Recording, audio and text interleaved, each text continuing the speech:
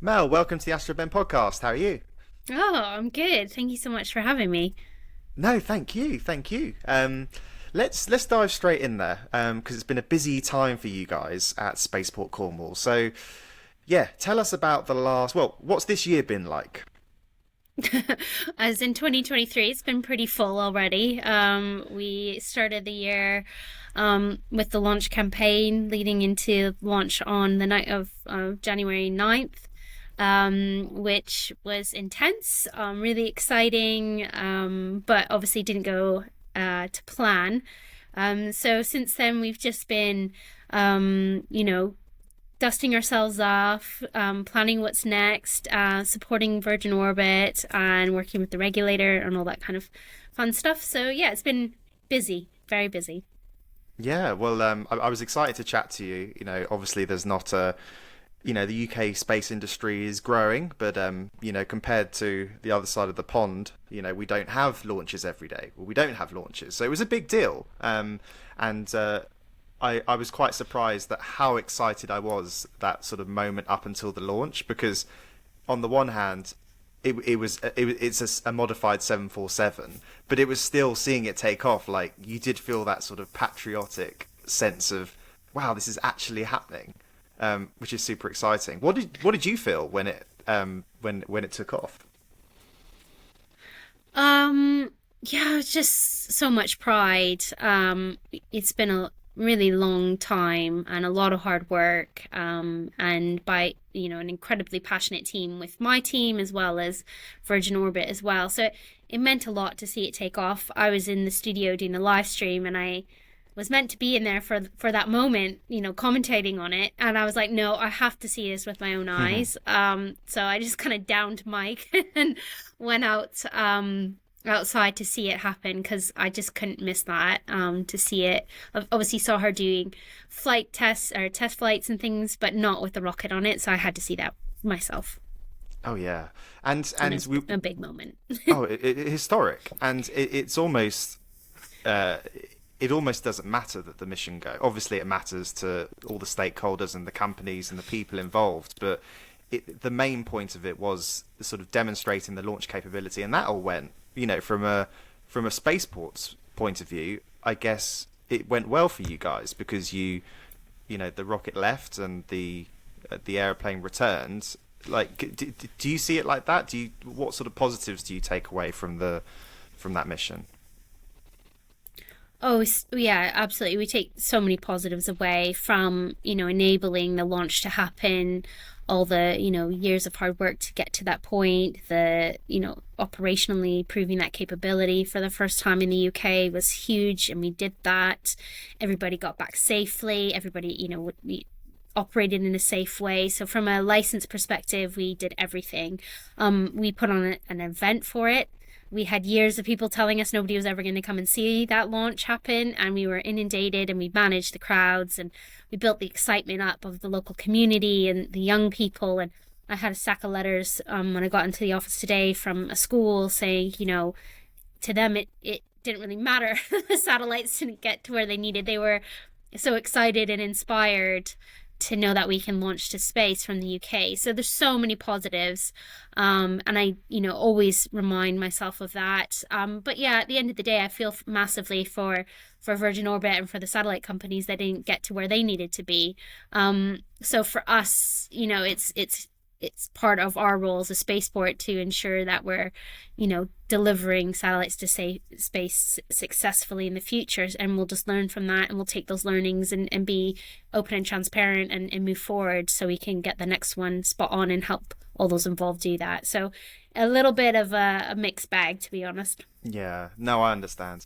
When we talk about the next one, it's probably a bit too early to sort of put a date on it, but has that been talked about? Is that public when another launch attempt will happen? Yeah, I mean, Virgin's publicly said they want to put another launch out of Cornwall later this year, and we're going to be working towards that as a spaceport, and ensuring that we have everything that we need to get them what they need. So yeah, we're definitely all looking towards another launch as soon as possible. They have one more launch out of Mojave coming up this spring. and then, attentions will be turned back to the UK. So we'll be working, behind the scenes really hard to get Yeah. that back up and running, and get that launch happening later this year, and just see where we go from there. But as a spaceport, we can just do what we can do and enable it to happen. Which you definitely did. Well, I'm excited because I was going to go to the launch, and I spent the days leading up to it checking the whether the trains were running, because there was train strikes as well, and it was all a bit the logistics of it. And I think I was about to buy a ticket to fly there because I realised that was probably probably not the greenest way to do it, but it was actually the cheapest way to do it to get there from London, which is quite bizarre. But I'll definitely be there for the second launch, which is super exciting. But let's start with the basics for people who are listening who may not know what a spaceport is, because this isn't we're not on the Florida coast where you've got acres of marshlands that is sort of equatorial in the perfect place to launch satellites to orbit. So what is the difference between an airport and a spaceport? Is it just the case of the runway's longer, or what's the main difference? I guess in our case, it's the fact that we are an airport. We're an active civilian airport. I'm looking out the window and you can see passenger aircraft taking passengers off to London or Alicante, for instance. And what we're doing with ours is integrating launch into that. And the way we can do that is through horizontal launch or air launch. So more about using the runway to get a carrier aircraft partway to space. People think about space launch, they close their eyes and they see a vertical lift, as you would see from Cape Canaveral, for instance. And that's not what we're doing here. We're taking an aircraft, in our case a 747 with a rocket under its wing, that will take off at the end of the runway and go up to about 30,000 feet, where the actual rocket launch happens mid-air. So we're able to do that in a more cost-effective way, in a more environmentally sustainable way, because we already have our launch pad, which is our runway, and we have all the facilities and everything that's needed. So we're not building a launch pad in the middle of somewhere that's remote or environmentally sensitive, which is a great model. And it also gives a bit of flexibility with horizontal launch. We can get above the weather a lot of the times. We can go polar, we can go sun synchronous, we can do a few different things with the launch itself as well. So there's a bit of flexibility in a horizontal launch from a spaceport like ours. And is the UK in a unique position geographically because aircraft can fly out into the Atlantic? Does that help as opposed to being elsewhere in Europe for safety and things like that? Yeah, definitely. Where we are in Cornwall, there's it's not an accident that we were shortlisted as a site way back in 2013, 2014. And that's because of our position. The runway points directly out over the sea. You're taking that rocket, away from human population, pretty much instantly, and out over the sea. And like I said, it can go north and it can go south from there. And there's a lot of room to do that. So it's a great kind of geographical location for it. Cornwall doesn't have a lot of residential build up around the airport as well. So it just takes a lot of some of that traditional risk away from humans. And I guess because I've been to Cornwall, and probably a lot of people in the UK have been at some point, for a holiday or to visit, and it's a beautiful part of the country. But the people that live there permanently, how do they perceive it? Because I imagine there was probably a bit of hesitancy when you start saying spaceport, but once you realise it's actually, no different in reality to just be near the airport, which already exists. Was there have you sort of observed a change in attitude to sort of locals and residents and things like that over time? Yeah, definitely. I'm a local. I've lived here, and my accent doesn't really say that, but I've lived here for 13 years now, and it's a very unique place. It's very special. It has its own kind of culture down here, and the local people are very proud of Cornwall and what it stands for and its natural beauty. But on the same thing, it's not the first time that Cornwall's done something on this scale. It was at the height of the Industrial Revolution. Steam engine was invented here. There's a lot of engineering prowess in this country, and for me, it's always been about this is just the next chapter of that. So in the early days, when people would hear spaceport and they kind of laugh, like, really, from Cornwall, I think quite quickly we tried to change that kind of narrative around to, well, no, this is just the next chapter of that kind of pioneering history of this amazing county. And it's full of, thinkers that do think differently. And we just wanted to kind of galvanize that spirit into the spaceport. And that's why we're really proud of, the outreach that we've done and the community engagement, not shying away from challenging conversations, especially around the environment, and just trying to be as open and transparent as possible, building in some of the cultural elements of Cornwall. So making sure Cornish is on a lot of our signage and marketing tools. And, there's a Cornish Chough as our mascot. Like, we want to make sure that this spaceport is tied directly into Cornwall and its history and its future. So I hope that slowly started to come across. I think what we saw ahead of the launch was just a huge amount of excitement locally. We want to continue that momentum and build that through the school's outreach work that we're doing and through some of the cultural programs that we're doing, because I think now that we've proven we can do it, it's not just another kind of potential white elephant that Cornwall has had in the past for some reason down here.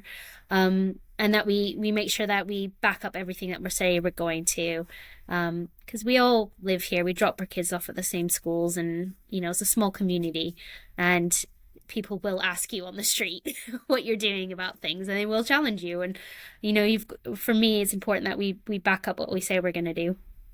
Yeah, fantastic. So first of all, I've got to ask, what is a Cornish Chough? I just made a note of that, and I probably should know. What is it? What is a Cornish Chough? They're very special. So they're pretty much on most representation of Cornwall. So that, the council emblem has a chough on it. It was said to, in kind of folklore, be, it's a bird. It kind of looks like a blackbird crow, but it's got a very bright orange beak and feet. They're very beautiful.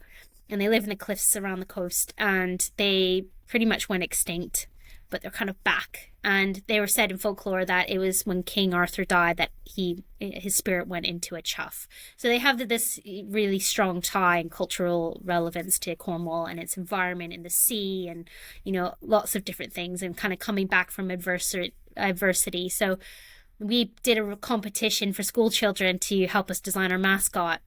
And this one came back that was Hans, it's just amazing, and it was our Astro Chough, and that's what we went forward with, is Pelores, which is Cornish for Chough. So that's our mascot, is Pelores, the Astro Chough. Yeah, that's really cool. I'm glad I asked that. I didn't realise there was so much thought behind it. So you've been at Spaceport Cornwall since the beginning, basically. How did you get involved? Was it a position that you sort of applied for back in 2012 or 2013, or has it sort of evolved over the years? What was your journey over the last decade to get there?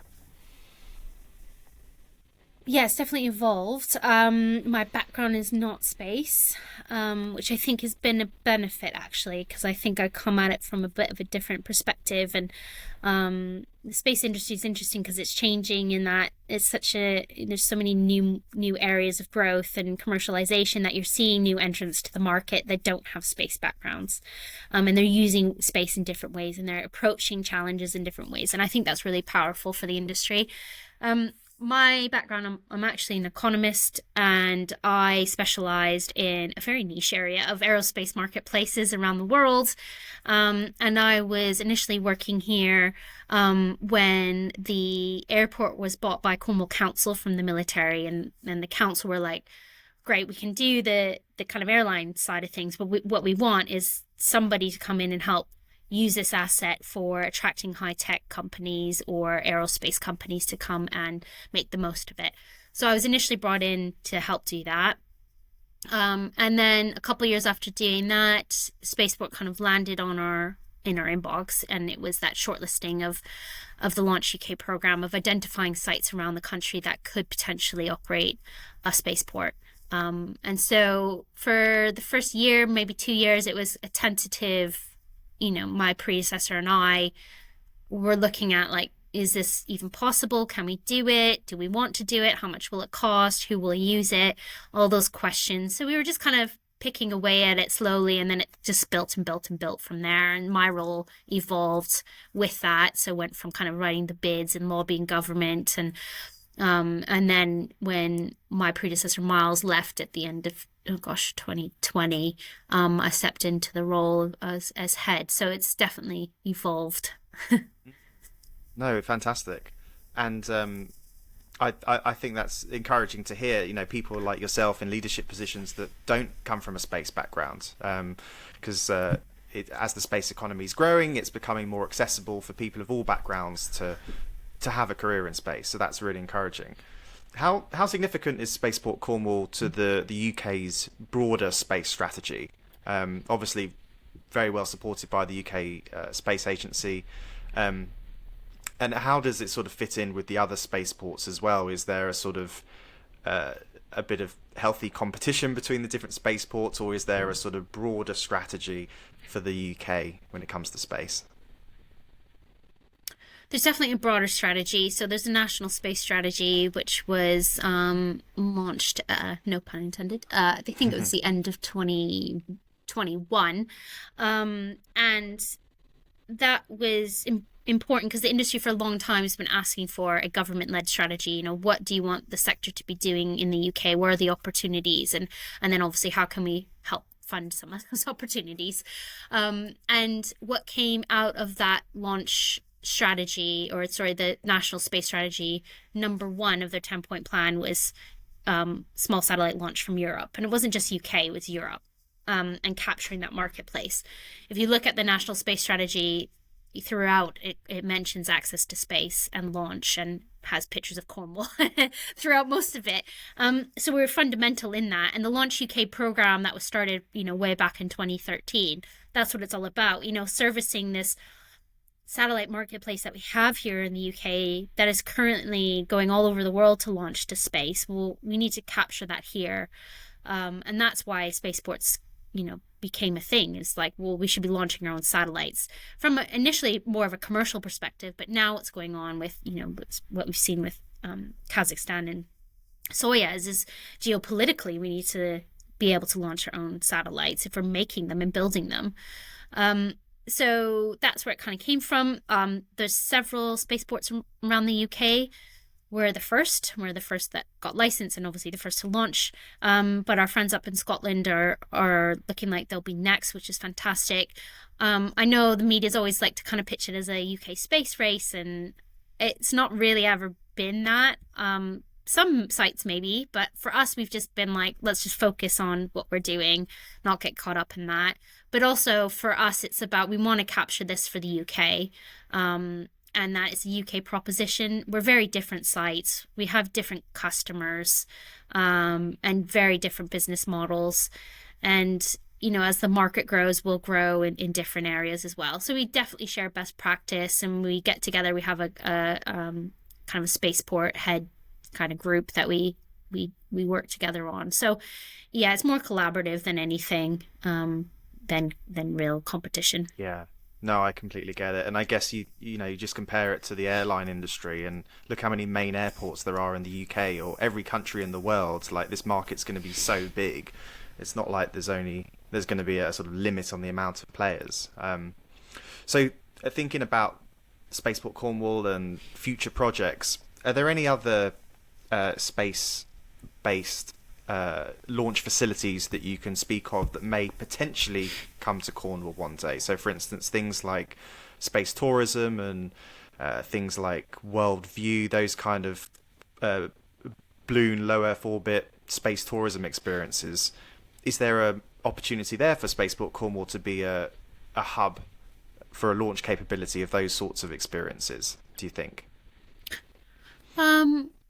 I think saying no would be pretending like that's not where the industry's going. I think spaceports starting out with satellites, it will take some time for us to get in comfortable and used to doing that and really good at it. So that's where our focus is definitely at the minute as a spaceport, but as the country as well, like with the regulations and the legislation, there's that whole kind of paperwork side of things that needs to be done that takes time.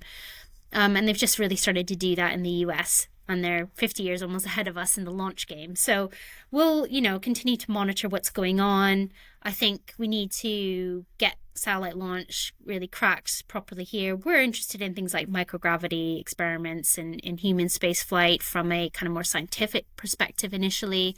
So we've announced our MOU with Sierra Space and being a landing site for Dream Chaser. And Dream Chaser obviously might have people on it and might not. So we'll start to kind of develop what does that look like and experiments on board Dream Chaser, and how are those processed when they come back, and how are the humans that come off those flights processed as well, or those missions. I think we'll start there. I think we're interested in things like point-to-point travel in the future. How do we use the curvature of the Earth to kind of make aviation travel more efficient going forward? So I think there's a lot to explore. I think for us as a spaceport, our purpose of space for good and ensuring that we're going to space, but we're doing it in a responsible and respectful way is paramount to us. So, how and why people go to space, what they're doing up there, and how that benefits planet Earth and humans in general is going to be, something that we'll always come back to. So yeah, who knows where it'll go? I think, let's just focus on getting the satellites good, and then we'll do the baby steps and adjust as we go along. But once you become a spaceport, it feels like a lot of doors suddenly start to open, and we'll start to explore what that looks like. Oh, completely. And you sort of mentioned the grassroots, the education and inspiring the next generation of young people that would want to work in the industry. Can you talk more about that? Like, what sort of outreach programs have you done, and how successful have they been? Because for seeing it for the first time, it's we didn't have the option. Well, I certainly didn't have the option to go to space camp when I was a kid. It was never a in the UK mindset. So how significant is the outreach side of things for getting the UK space economy up and running? I think it's the number one reason for me, for my team, and I think for the industry is, there's a global skills shortage in careers in STEM or STEAM, and we need to work together to get the right people in these amazing jobs to help us solve some of the biggest challenges that humans are going to face, whether that's climate change or humanitarian crises going forward. So space has a great solution to a lot of those issues if we have the right people doing the technology, but also the strategies for it. So for me, I think it's a big responsibility of any space company, but specifically launch, because launch has such an easy in to inspire kids. It's so easy with a rocket. We go back to this amazing graph that came out of the Apollo missions of the spend on Apollo by NASA, and you see the uptake of STEM careers or courses in university, and it goes parallel. And Apollo didn't have an official outreach program. That's just what happened because kids were so inspired by a launch, and we want to take that but then add the outreach official program to it. So we're just massively capitalizing on the inspiration that launch causes. And it's so easy. You go into a school and you say, who here likes space or rockets or going, and they love it. Girls, boys. And then suddenly, you get to secondary school and it maybe starts to dwindle a bit because they're not showing that there's so many different careers in the industry now, that it's not just about being the next Tim Peake, which of course, if you can be, fantastic. But there's so many, little nuanced areas, which is a great thing for us to explore. Is what about mining an asteroid, or if you're interested in food, about growing, farming on Mars, or if you're into art, how do you communicate what the stars look like to people back on land? Like, there's so many different areas. Law, insurance, it's huge. And for us, it's important that we're opening up those pathways as well, and getting people that maybe traditionally weren't excited about space or didn't think that space was for them to be like, oh, wait a minute, I like fashion. Oh, okay, Virgin Galactic need to design new cool looking spacesuits. it's trying to just kind of open everybody's eyes to the future. And so for us, it's using launch as that hook.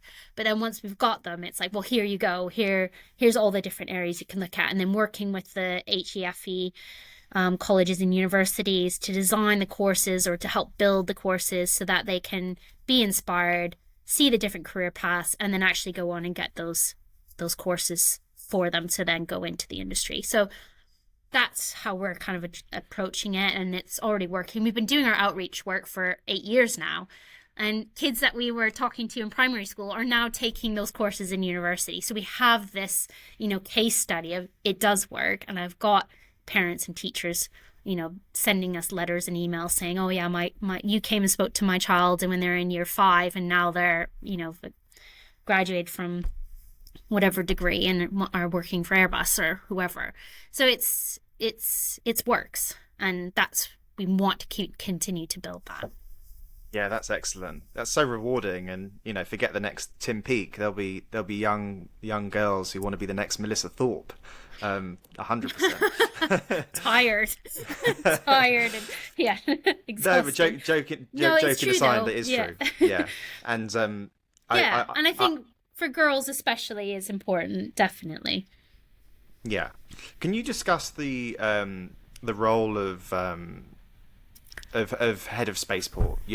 What's your sort of day to day? Is it more a kind of a sort of business, working on the business, not in the business? Like you're obviously not loading the rockets up, but you're sort of making sure that the business side of it, the people, the resources are spent in the most efficient way. It's a sort of business overview of the operation there. Yeah, definitely. I guess I'm just that quite high level. Making sure everybody has what they need to do their job. They're the talented, skilled at what they do.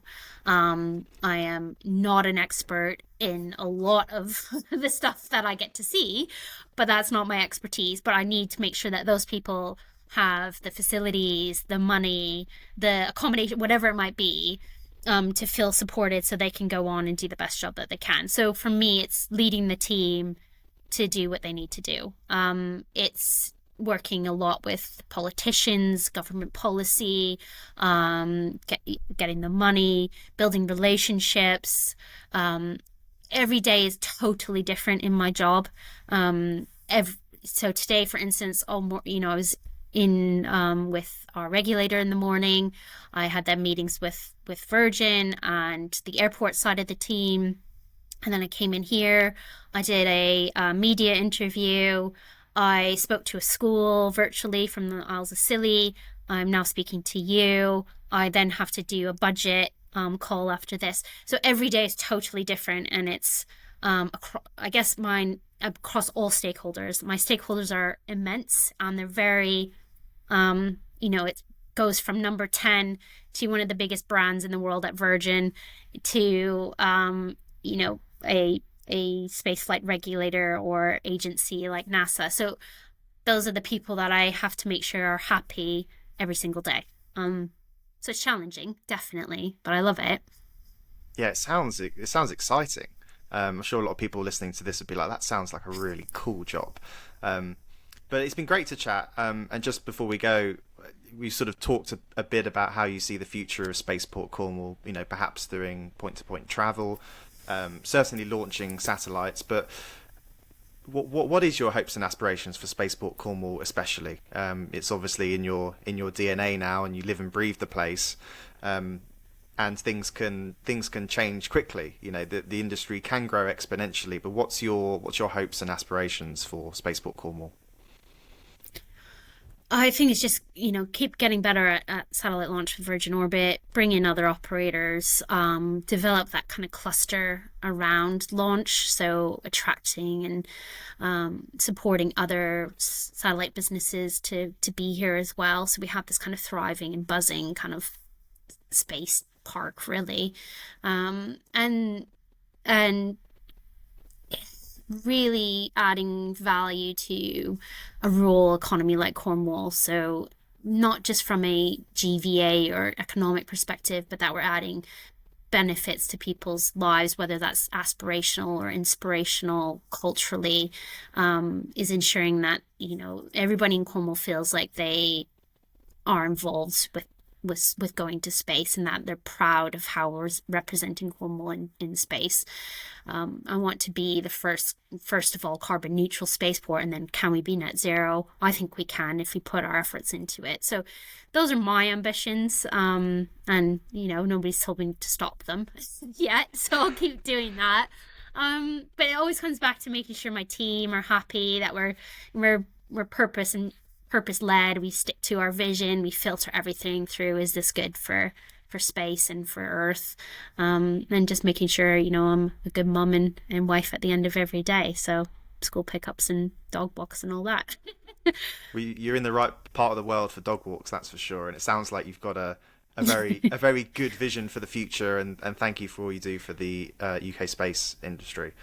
So yeah, hopefully see you at the next launch at some point this year, to be continued, and perhaps we'll get you on the podcast in the future and talk about how that went. Oh, please. Yeah, that'd be great. Thanks so much. Thank you so much.